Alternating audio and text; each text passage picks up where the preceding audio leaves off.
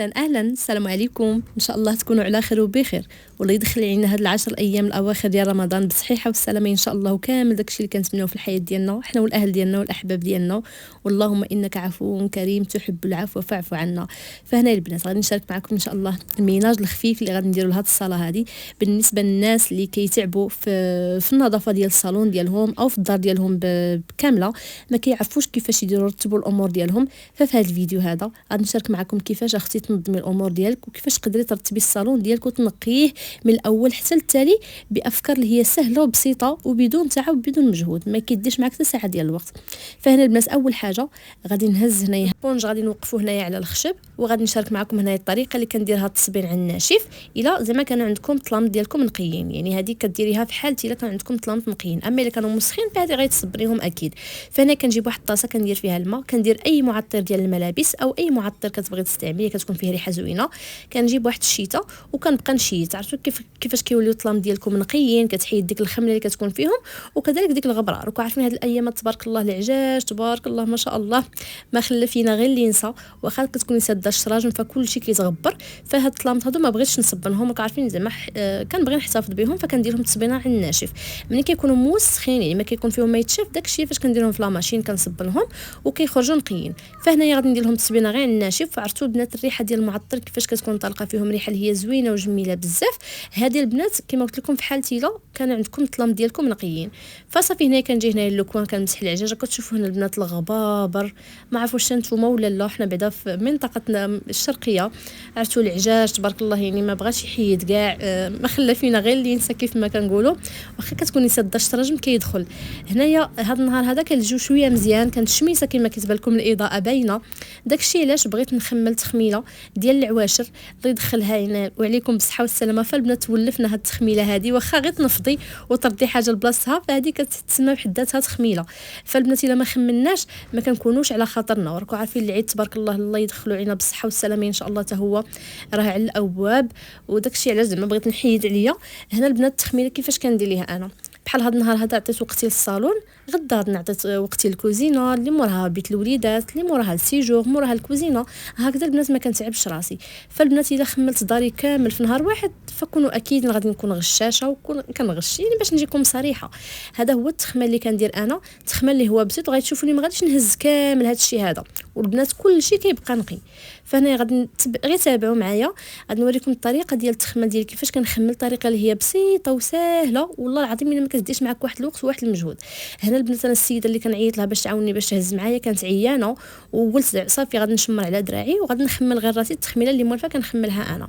فهنا صافي كنحيد هاد لي طابي هادو، غادي نحيدهم هنايا من فوق الطبيله، ما غادي نغسلهم ما حتى شي حاجه لحقاش هادو باقيين عندي نقيين، وهادو غير باش نحتفظ بهم غادي نمشي نحطهم عندي في البلاكار حتى غادي نبغي نفرشهم. هنا غادي نحط لي ناب البنات ما عنديش مسخين، يعني غير هكذا الريحه ديال الغبره غادي نديرهم في لاماشين يتصبنوا هما، ودوك اللي كنديرهم في ليكوان باش هكذا غادي يكونوا عندي نقيين. صافي هنايا من بعد ما درت لهم هنايا التصبينه على الناشف وقفتهم شويه. هنايا البنات انا كنبغيش نفزقهم بزاف باش هكذا ما كيغمالوش، يعني غير هكذا كتحكيهم واحد الحكه اللي هي خفيفه. صافي انا غادي نخرجهم عندي هنايا في وسط الدار باش غادي نهز الخشب ديالي وغادي نشطب تحته، لحقاش الا ما كنتش درت بحال هكذا صدقوني غادي نكون غير كنغش وغادي يكون داك الشيء مغبر ما فيه ما يتشاف. صافي هنايا غادي نجي هنايا للشرج من بعد. هو اول حاجه غادي نضرب له واحد المسيحه، عرفتوا راه كنت مسحته غير قبل رمضان. شوفوا تبارك الله الطبيعه ديال الوليدات وملي كانت هكذا كطيح الشتاء والعجاج كلشي كيبقى هنايا لاصق. فغادي ندير له غير اجاكس وغادي ندير له الكراطه وصافي غادي نحصل عليه بهذا الشكل هذا كيولي كيشعل وكيقشع. فصافي بالنسبه للخشب غادي نهزو بهذه الطريقه هذه، حتى الا كان شي فرات ولا كله كينزل هنايا في الطابي. وغادي نجيب لاسبيغاتور فكاكه الوحايل اللي اكيد اختي ما قدرتش نستغنى عليها في الميناج ديالي، كتساعدني بزاف، كتحيد لي الغبره، كتحيد لي الخمله، كتحيد لي داك الغبره اللي الرقيقه اللي ما كنكونش شايفاها انا، كلها كتهزها لي كلها كتحيدها لي. فالبنات هذه راه زوينه بزاف والله العظيم الا كتنفعكم وكتحيد عليكم بزاف ديال التعب بزاف ديال المجهود. الا ما كانش عندكم فتقدري زعما تستعملي غير الشطابه اللي كنا كنستعملوها كنستعملوها شحال هذه قبل ما تكون عندنا لاسبيغاتور، فاكيد كنا كنستعملوا غير الشطابه حتى هي كتحيد لنا الاوساخ. فبالنسبه لهاد الغبره اللي كتكون عندنا هنايا لداخل ما درتلهاش لاسبيغاتور، فكنجيب غير الشطابه وكنبقى نشطب بحال هكذا. فاذا كانت هكذا دوك الخيوط او اي حاجه كلها كتحيد.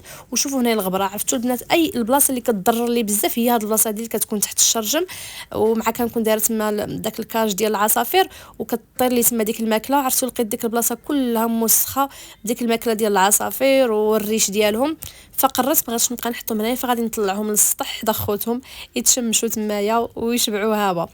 صافي هنايا من بعد ما ساليت الميناج ديال الخشب حطيته هنايا رديته للمكان ديالو. فكنجي للطوابل حتى هما ما غاديش نرد لهم لي ناب ديالهم حتى غادي يتصبنوا ان شاء الله حتى غادي يقرب العيد، وعاد غادي نحطهم هنايا.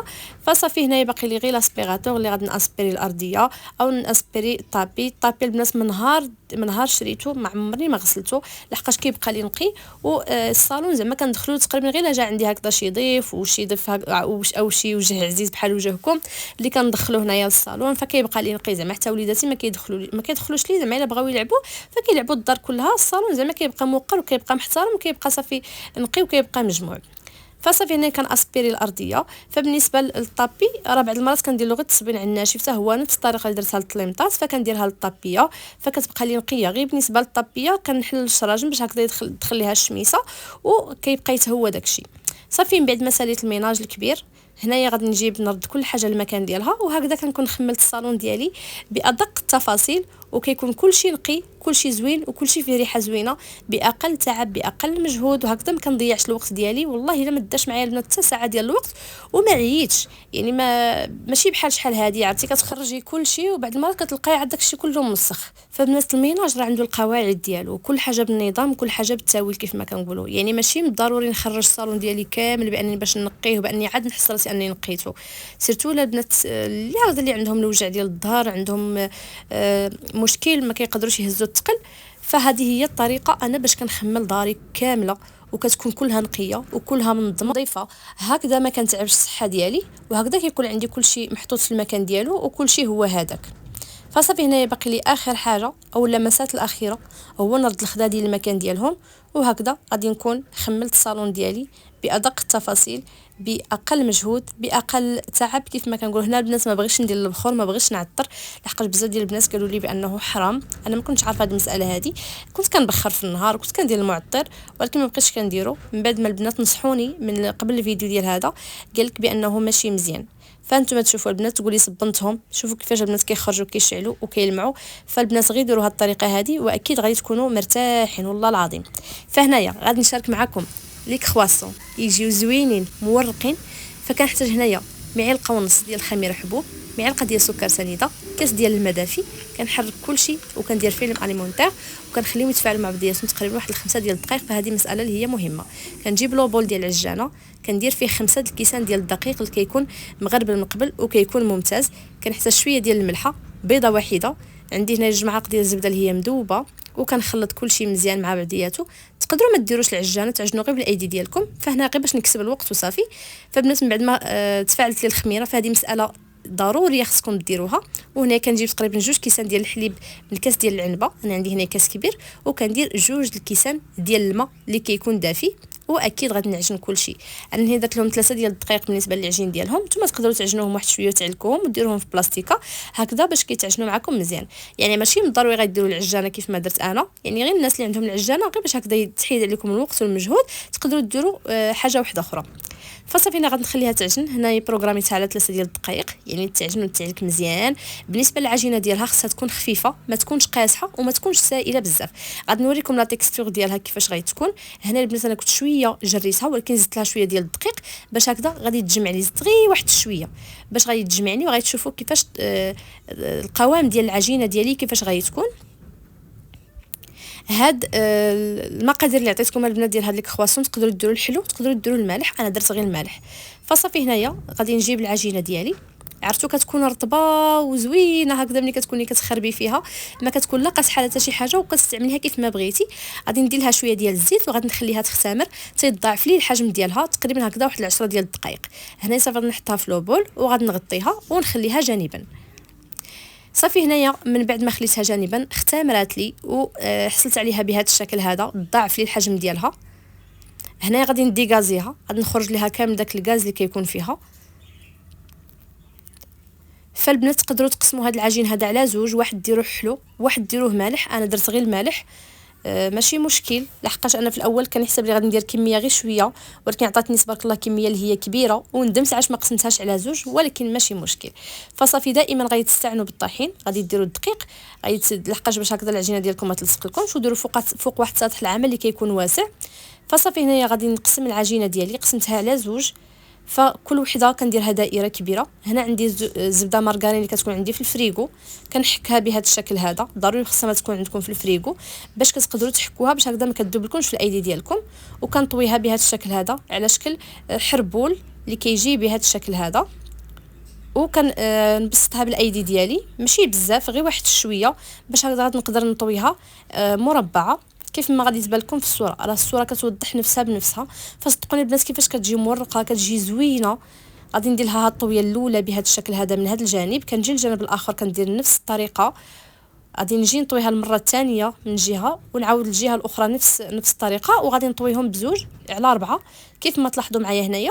وغادي نديرها في واحد البلاستيكه ونديرها عندي في الثلاجه، ماشي في المجمد، غير في الثلاجه. فالبنات ضروري ما خصكم ديروها في الثلاجه تقريبا واحد ربع ساعه او نص ساعه على حسب الوقت اللي عندكم، باش هكذا كتطلع معكم زوينه وكتصدق معكم من اول استعمال.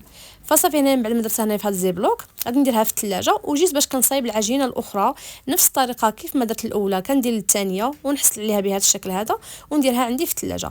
فهنا بالنسبه للحشوه غادي نشارك معكم انا جوج ديال الحشوات اقتصاديين وزوينين. بالنسبه للحشوه الاولى عندي هنا الكبسه ديال لادند، عندي هنا واحد البصله اللي هي كبيره، عندي شويه ديال القزبر ومعدنوس، وعندي خيزو اللي هو مبشور بهذا الشكل هذا. فبالنسبه للعطريه اللي غادي نديرها في هذه الحشوه هذه عندي هنايا معلقه الثومه بودر، شويه ديال الملحه، شويه ديال الابزار، تحميره، خرقوم، وغادي ندير الزيت، وغادي ندير كلشي فوق البوطه. فمن قبل بعدا كنحرك كلشي، لحقاش انا كانت عندي هاد الكبسه هذه في المجمد، ميلونجي كلشي مزيان مع بعضياته، وكنديرها على النار اللي هي مهيله طيب على خاطرها. فبالنسبه للحشوه الثانيه عندي هنا الزيتون كحل، تقدروا ديروه في الهاشوار حتى كيولي عندكم معجون. انا عندي الزيتون مقطع غير بهذا الشكل هذا، قطع اللي هي صغيره. فكندير هذا الجبن كريمي اللي كيجي فيها خطير، عرفتوا كيفاش كيجي البنات في المذاق. تقدروا البنات تنسموه بشويه بالزعتر، المهم اللي بغيتو. انا في الاخير درت شويه هكا ديال الفلفل الاسود، درت له شويه ديال الزعتر. فبنات عرفتوا كيفاش جا لذيذ لذيذ لذيذ بهذه الحشوه هذه. حشوه اقتصاديه وزوينه فيها غير جوج ديال المكونات.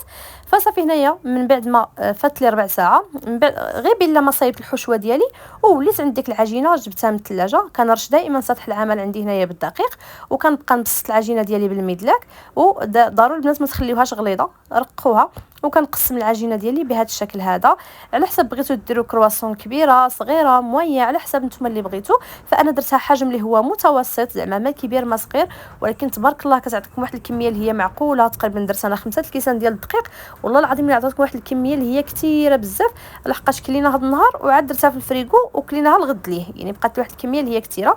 فصافي من بعد ما صايبت المثلثات كنقسمها هكذا في الوسط. المهم الصوره عندي موضحه راسها براسها. كنجيب ديك الحشوه اللي درتها بالفرماج كريمي مع الزيتون وكنديرها هنايا في الجنب.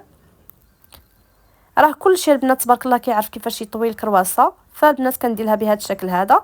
ملي كنبغي نطوي الجانب التالي المهم كنبقى نجبدو بحال المهم الصوره كتبين كلشي باش هكذا ما كيجيكمش مدقس، كيجي حتى هو مورق وكيجي على حقه وطريقه. هنا البنات راه ما ديروش عليا، راه نسيت ما درتش الفرماج، يعني كنت بغيت نجيب هكذا مرصويات ديال الفرماج ونديرهم الفوق، نسيتو. المهم درتهم حتى الاخير، يعني ملي غادي تشوفوا العجينه اللي درتها في الاخير راه درت فيها الفرماج لحقاش هذه نسيت. فبالنسبه للحشوه هذه هي الحشوه اللي طيبتها معكم، حتى هذه كتجي زوينه اقتصاديه وكتجي من داك الشيء رفيع بالنسبه للناس اللي كيبغيو المالح. صافي كنديرها هنايا بهذا الشكل هذا. هنا البنات الفوق راك ديروا الفرماج، انا راه نسيت ما ديروش عليا، ولكن ماشي مشكل، حتى هكذا كتجي زوينه، ولكن بالفرماج كتجي احسن. فصافي هنايا بالنسبه للدهين ديال الوجه ديال لي كرواسون، من كنجيب الصفر ديال البيضه، كنجيب شويه ديال الحليب وصافي كنبقى ندهن. تقدروا ديروا هكذا صوص صوجا حتى هي كتعطي واحد اللون اللي هو زوين، واحد اللون ذهبي اللي هو رائع بزاف. وصافي كنبقى ندهن هنايا الوجه ديال الكرواسه ديالي. فبالنسبه للتزيين انا المهم غادي نزين هنايا بالبافو او الخشخاش، تقدروا ديروا هكذا زنجلان، ديروا الزريعه. المهم انا درت بالبافو، درت بزريعه مقشره، جات خطيره بزاف. راكم شفتوا كيجي لا منظر ولا مذاقا، كيجيو زوين هاد لي كرواسون هادو، كيعجبوا حتى الوليدات الصغار. فصافي انا غادي نخليهم يتضاعف لي شويه الحجم ديالهم. تقريبا انا خليتهم 20 دقيقه حتى تضاعف لي الحجم ديالهم. عاود دخلتهم الفران اللي هو مسخن من قبل على 200 درجه، و من بعد ما دخلتهم نقصت عليه درتو على 150 باش هكذا كيطيبوا لي على خاطرهم. فالبنات هذا هو الجزء الثاني اللي درت له الفرماج. عرفتوا راه سبحان اللي ما يسها والله العظيم الا جانا الزهايمر على صغرنا والله الا. صافي انا من بعد ما ضاعف لي الحجم ديالهم دخلتهم عندي هنايا الفران، فكنشعل عليهم من الفوق ومن التحت ضربه وحده حتى كيطيبوا لي على خاطرهم. فبالنسبه للعصير ديال هذا النهار هذا غادي ندير باناشي، غادي ندير البنان والتفاح وعندي البعويد وعندي التشين. فالبنات العصير هو المساند الرسمي ديال الفطور، فضروري يعني الفطور ولا السحور ضروري العصير، واخا غير الليمون مع الحامض وخيزو كيجي رائع بزاف. انا كيحمقني داك العصير، وكاع الا بغيت نبرع راسي كندير باناشي باش هكذا كيكون عندي واحد العصير اللي هو منعش وزوين بزاف. فهذا كنديرو عصير اللي هو خطير، يعني كندير درت فيه هاد الفواكه مشكله ودرت فيه العصير ديال التشين وزدت معاه الماء، وكندير واحد الفانيليا وسكر سنيده على حسب الذوق. هذا الا ما كانش عندكم الديسير حلو بزاف، يعني سنيده كنديرها ملي ما كيكونش عندي الديسير حلو، وكيجي زوين بزاف منعش واقتصادي، وكيجي داير بحال العصائر اللي كنشربوهم على برا. فبالنسبه لي كرواسون ديالي من بعد ما طابوا كيجي دا هو الشكل ديالهم. هنا البنات راه كنصورهم باقي سخونين في الفران. عرفتوا واحد التقرميشه كتكون فيهم، عرفتوا هاد لاباط البنات غير جربوها على ضمانتي، كيجي كله مورق وعجينه تصدق معكم من اول استعمال. كيف ما بغيت نقول لكم زعما الا بغيتوا تستعملوا الحلو وتستعملوا حتى المالح، عطاتني كميه اللي هي كثيره بزاف. الا بغيتوا ديروا زعما كميه اللي هي قليله ديروا غير 3 ديال الكيسان ديال الدقيق باش هكذا ما كتعطيكمش كميه اللي هي كبيره كيف ما درت انا. فتبارك الله ديك الكميه اللي درتها راه كميه اللي هي معقوله. فحبيباتي الغاليات كان ده هو الفيديو ديال اختكم فاتي، نتمنى يعجبكم، وكيف ما العاده عجبكم فيديوهاتي كثروا لي من اللايكات ومن التعليق ديالكم الجميله. واللهم بلغنا ليله القدر ان شاء الله اجمعين، حنا والاهل ديالنا والاحباب ديالنا وكل واحد عزيز علينا في الدنيا. واللهم انك عفو كريم تحب العفو فاعف عنا يا رب العالمين. تعفو على جميع المسلمين والمسلمات اجمعين، وربي اغفر لي ولوالدي والمسلمين والمسلمات الاحياء منهم والاموات. يلا مع السلامه حبيباتي الغاليات، تهلاو في راسكم، وكنضرب لكم موعد ان شاء الله مع فيديو جديد مع نهار جديد. تهلاو في راسكم وبوسه كبيره لكم، باي باي عليكم.